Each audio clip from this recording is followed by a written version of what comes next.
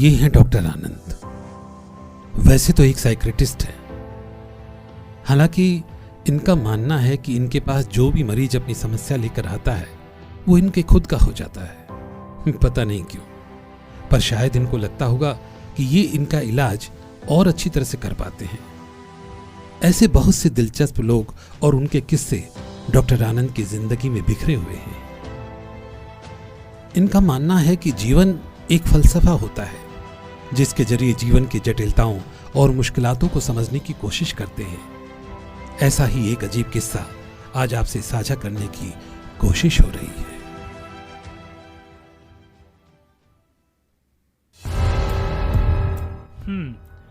तो तुम कह रहे थे कि कोई है जो तुम्हें दिखाई देता है? हाँ सर, एक आदमी है जो मुझे सब जगह दिखाई देता है। मेरा पीछा करता रहता है, मुझे घूरता रहता है। मैं बहुत डर जाता हूँ सर। मैं जहाँ भी जाता हूँ मेरा पीछा करता रहता है, घर में, दफ्तर में, बाजार में, पार्क में। पर जब भी मैं किसी को कहता हूँ कि देखो वो आदमी मेरा पीछा कर रहा है, तो कोई मेरी बात का यकीन नहीं करता। डॉक्टर साहब, मैं सच कह रहा हूँ डॉक्टर साहब, वो मेरा पीछा करता रहता है, मुझे घूरता रहता है, मुझे घूरता रहता है। शांत हो जाओ, कोई माने ना माने, मुझे यकीन है कि तुम सच कह रहे हो। अच्छा, तुम रहते कहाँ हो? शांति विहार में। शांति विहार? शांति विहार में कहाँ? जी, सेक्टर 11 में। सेक्टर 11? सेक्टर 11 में कहाँ? मंदिर के पास। वेरी गुड, फिर तो आप रोज मंदिर जाते होंगे। जी नहीं। जाना चाहिए, मैं भी जाता हूँ। डॉक्टर हूँ पर भगवान को मानने में कोई बुराई नहीं है। अच्छा, तुम्हारे घर में और कौन कौन है? यहाँ तो मैं अकेला ही हूँ। एक माँ है जो गांव में अकेली रहती है। माँ को शहर में क्यों नहीं ले आते? वो आना नहीं चाहती, उसे गांव की अपनी ज़मीन से प्यार है। ये भी अच्छी बात है। मेरी भी माँ गांव में अकेली रहती है, उन्हें भी अपनी ज़मीन से बहुत प्यार है। अच्छा, तुम करते क्या हो? नौकरी, एक प्राइवेट सेक्टर में। कैसी चल रही है नौकरी? बेहतर है, मतलब अच्छी चल रही है। मेरी भी अच्छी चल रही है। अच्छा, ये जो आदमी आपको दिखाई देता है वो कैसा है? कैसा है? मतलब दिखता कैसा है? थोड़ा लंबा सा है, सर पे हेट लगाता है, कहता कुछ नहीं है, बस मेरा पीछा करता रहता है और मुझे घूरता रहता है। अजीब बात है। मतलब कुछ नहीं। जो आदमी तुम्हें दिखाई देता है वो केवल तुम्हें ही दिखाई देता है और किसी को नहीं? जी, मेरे दोस्त तो ये कहते हैं, कुछ लोग तो मुझे पागल कहते हैं, पर मैं पागल नहीं हूँ डॉक्टर साहब। वो आदमी मुझे सचमुच में दिखाई देता है, मेरा पीछा करता रहता है, मुझे घूरता रहता है। मुझे यकीन है कि तुम सच कह रहे हो। अच्छा, तुम एक काम करो, तुम अब जाओ आराम से, कोई टेंशन नहीं। मैं देखता हूँ कि मैं तुम्हारे लिए क्या कर सकता हूँ। तुम अब कल आना, जाओ।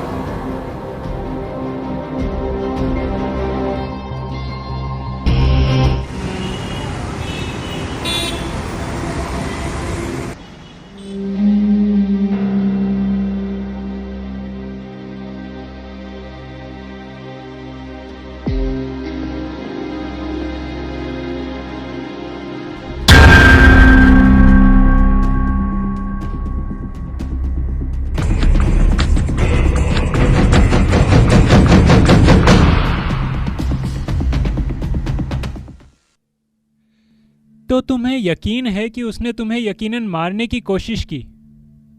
मैं झूठ क्यों बोलूँगा डॉक्टर साहब? उसने मुझे ज़मीन पर गिरा दिया और मेरा गला दबाने की कोशिश की। भगवान ही जानता कि मैंने उससे अपनी जान कैसे छुड़वाई, वरना तो वो मुझे मार ही डालता। अच्छा तुम एक बात बताओ, जब तुम्हें उससे इतना डर लगता है तो तुम उसे अपने घर क्यों ले गए? संडे था, वो अचानक घर आ गया।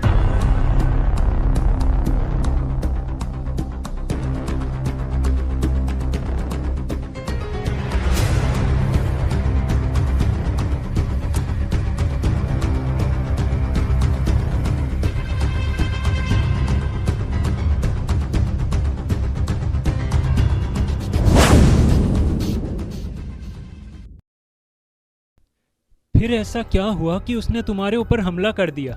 मेरे तो कुछ समझ नहीं आ रहा। मैं उससे बातें कर रहा था पर वो मेरी किसी बात का जवाब नहीं दे रहा था। एक मिनट, तुम उससे बातें कर रहे थे मगर उसने तुम्हारी किसी बात का जवाब नहीं दिया, मतलब तुम अकेले ही बोल रहे थे? मैं सच कह रहा हूँ डॉक्टर साहब। फिर ये हमला? मुझे लगा कि मैं चाय में चीनी डालना भूल गया हूँ, तो मैंने उसे कहा कि मैं चीनी ला कर देता हूँ। उतने में उसको गुस्सा आ गया और उसने हमला कर दिया।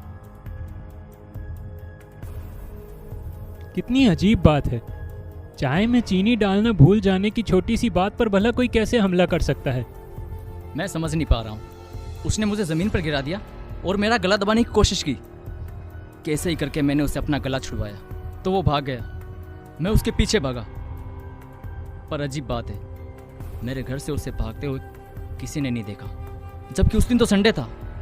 सब बाहर ही थे, बच्चे भी बाहर खेल रहे थे, मगर उसको किसी ने नहीं देखा।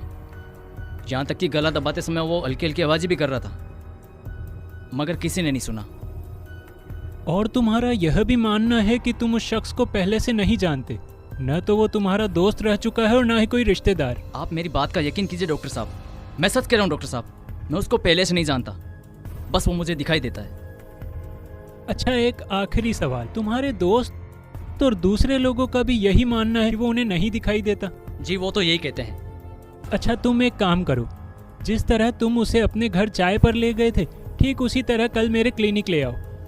मैं उससे बात करता हूँ। मैं कोशिश करूँगा। घबराने की जरूरत नहीं है, तुम उसे मेरे पास ले आओ, मैं उससे बात करता हूँ। ठीक है डॉक्टर साहब।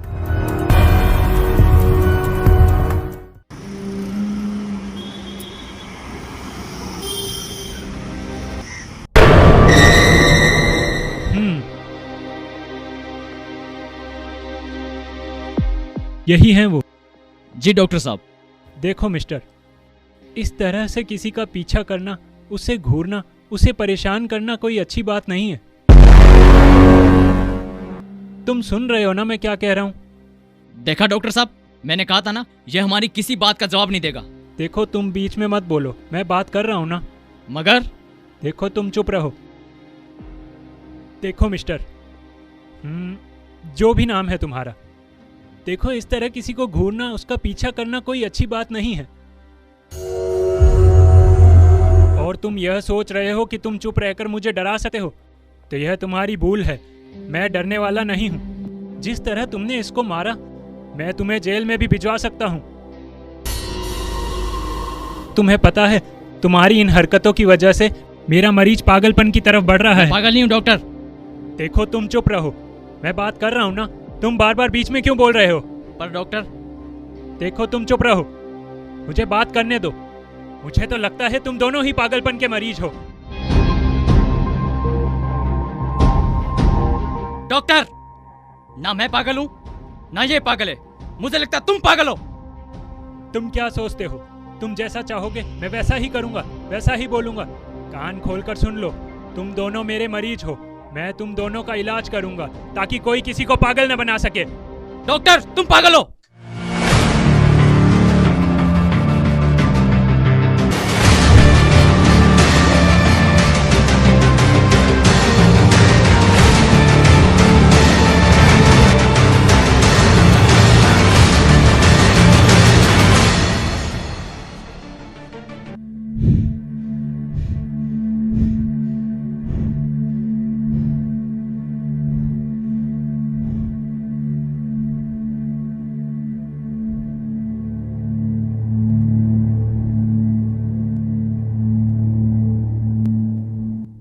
ये मैंने क्या किया?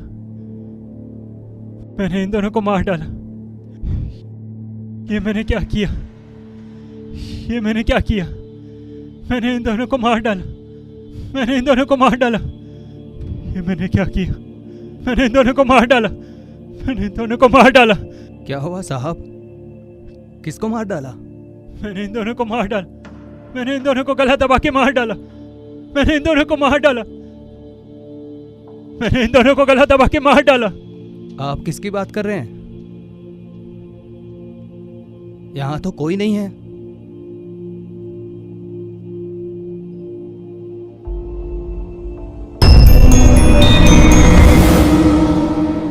ये अस्पताल तो बरसों से बंद पड़ा है।